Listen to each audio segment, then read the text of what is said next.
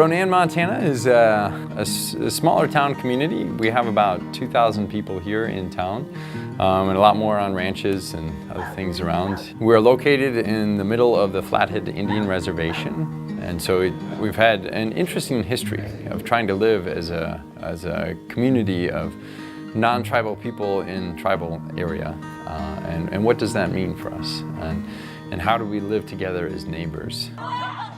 I've long felt called to small town or rural ministry. There's so many careers in our world today where you have to specialize so much that draws people away from small town America and rural America. You know, as pastors, we have a benefit in this kind of time and place to be a little bit countercultural in our professionalism, that we can go to the small out-of-way places and bring our gifts and our ability to think and contemplate the world and contribute.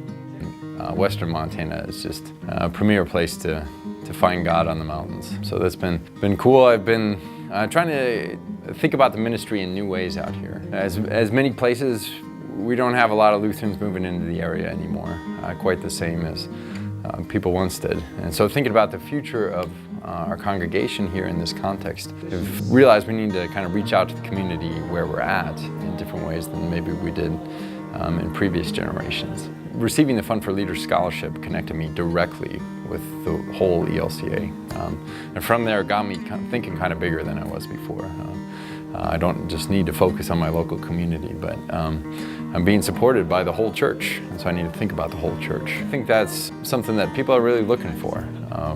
They're looking for our church leaders not to just stay and wait for people to come to us so that we can preach to them. Instead, they're looking for us to be kind of more like the apostles, who just went where the need was and kept moving and sending out in the world.